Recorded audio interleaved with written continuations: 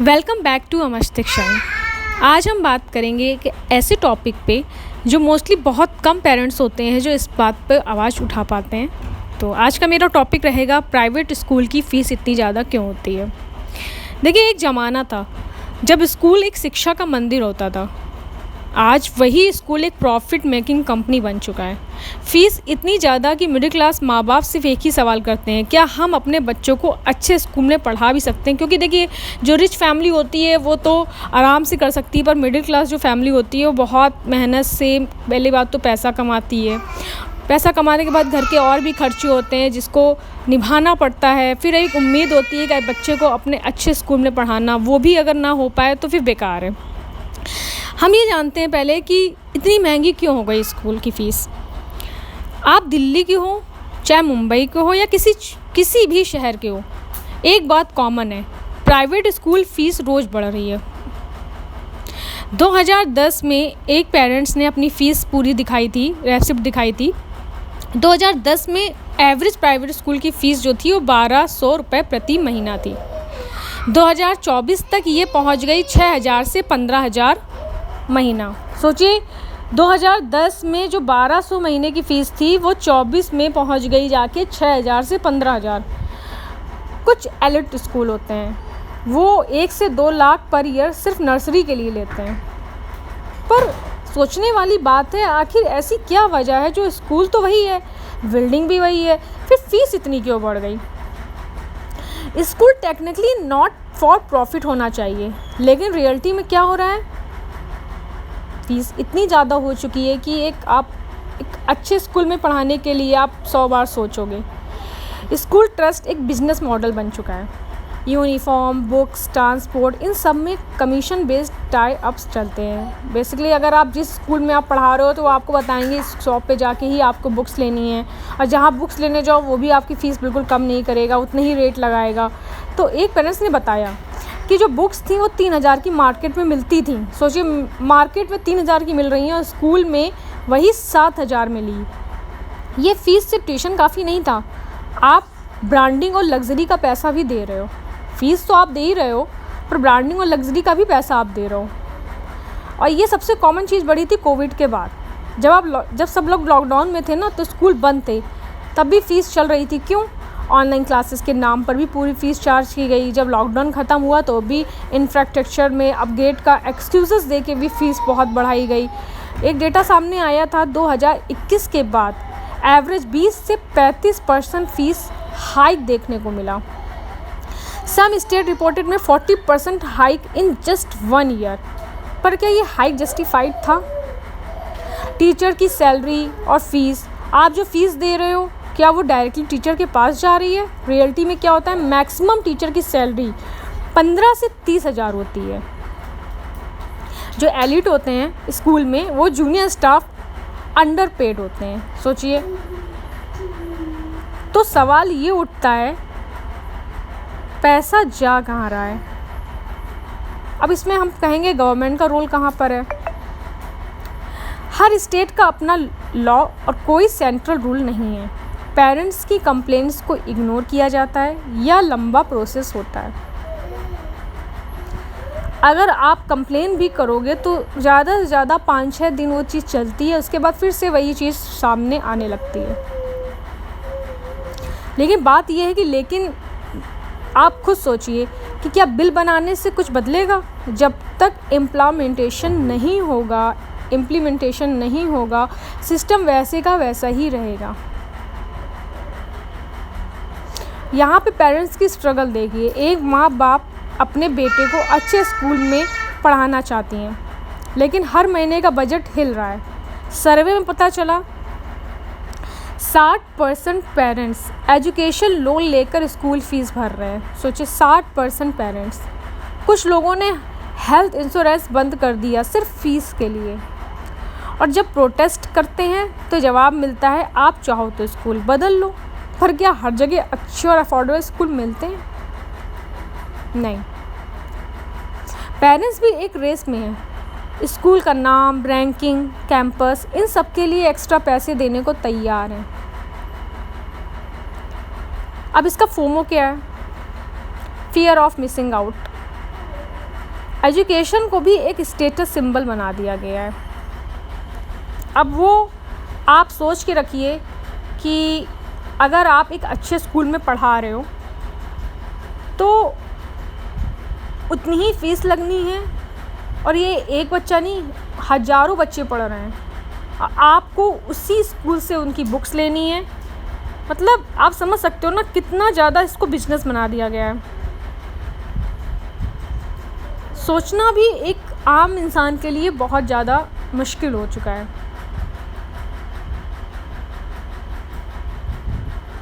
मतलब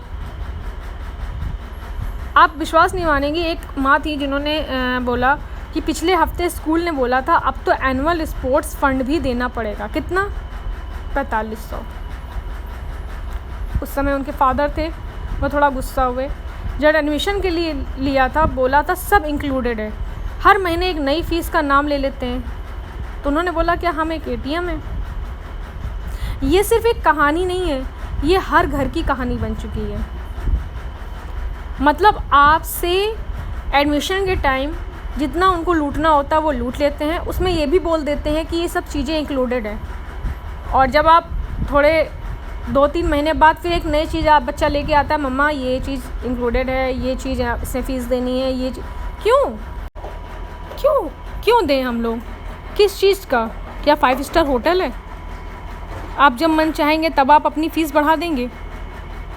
यहाँ तक कि आप ट्यूशन फ़ीस भी देख लीजिए, 2020 में 20,000 से 60,000 थी, 35,000 से 85,000 बढ़ी, 65,000 से 1 लाख के ऊपर चली गई। और ना जाने क्या क्या, development, infrastructure, technology, event fund, miscellaneous, मतलब ऐसा वर्ड्स बोल देंगे जो पेरेंट्स के लिए अरे ये क्या है।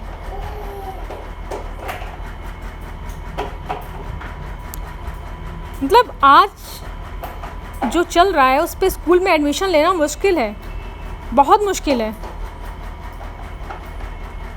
सबसे ज़्यादा तो पैसा देना मुश्किल है। शिक्षा के नाम पे लूट मची हुई है। अब वो कहते हैं ना, शिक्षा का द्वार उन्हीं के लिए खुला है जिनके पास लाखों का बजट है। अगर आपके पास लाखों का बजट है तो आप अच्छे स्कूल में पढ़ा सकते हो।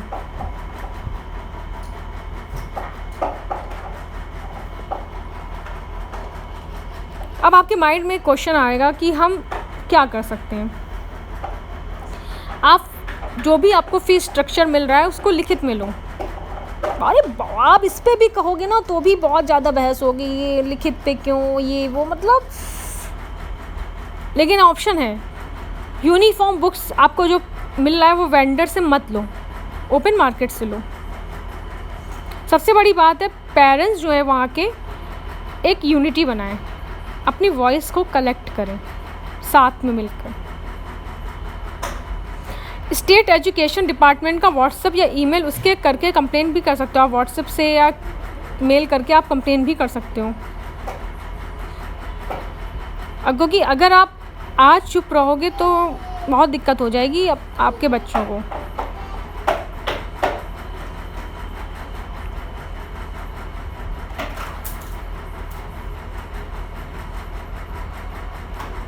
मतलब सोच भी रहे हैं तो ऐसा लगा करता है कि वाकई मिडिल क्लास फैमिली कैसे जद्दोजहद करके मेहनत करके अपने बच्चों को पढ़ाती है, उसमें भी नई नई चीज़ें इंक्लूड हो जाती है।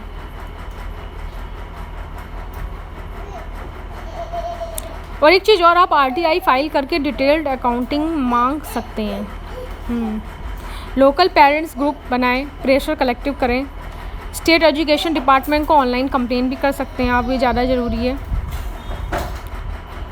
और क्या होता है, हर स्टेट में जो होता है ना, जो उसकी फ़ीस होती है वो अथॉरिटी अलग अलग भी होती है। अगर हम मान के चलें तो एनुअल हाइक जो लिमिट होनी चाहिए वो 5 से 10% से ज़्यादा नहीं होनी चाहिए, एनुअल हाइक। और जो यूनिफॉर्म बुक्स वेंडर के कॉन्ट्रैक्ट में होती है उसका भी आप मान के चलिए, वो भी आप दे सकते हो। बस एजुकेशन हर बच्चे का अधिकार है भाई, कोई भी हो, हर बच्चे का अधिकार है, ना कि एक लग्जरी है। अगर हम चुप रहे तो कल हमारे बच्चे सिर्फ एक और सिस्टम का हिस्सा बन के रह जाएंगे। जहाँ शिक्षा बिकती है समाज नहीं बनता है। और ये बहुत ज़रूरी है। अगर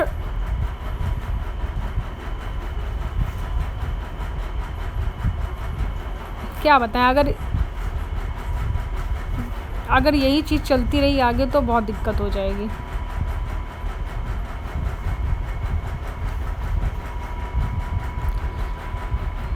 सोचिए, आप सोच के देखिए कितनी फ़ीस बढ़ चुकी है।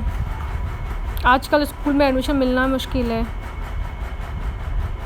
आपके पास पैसा है तभी आप एडमिशन ले सकते हो। सबसे बड़ी बात है, अगर आज हम चुप रहें तो कल हमारे बच्चों के लिए स्कूल एक सपना ही बन जाएगा। और याद रखिएगा हमेशा, शिक्षा अधिकार है ना कि व्यापार। आपका हक है उनसे सवाल करने का। वरना ये लोग तो अपने मन का ही लूट मचाए बैठे हैं। छोटे मोटे स्कूल में आप चले जाइए प्राइवेट में, वहाँ पर भी कह देंगे इतने से इतनी फ़ीस है। अरे भैया इतनी फ़ीस क्यों? और फ़ीस तो चलो ले भी रहे हो, उसके बाद भी आप बोलते हो सब इंक्लूडेड है, उसके बाद सब कहाँ चला जाता है? मतलब पब्लिक को तो बिल्कुल सामने से ही बेवकूफ़ बनाया जा रहा है भाई।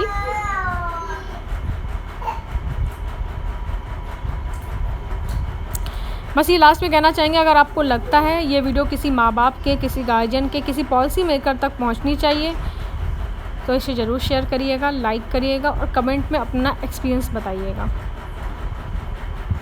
तब तक के लिए do like, share, subscribe my YouTube channel which is अमस्तिक साइन। प्लीज़ इसे सब्सक्राइब करना।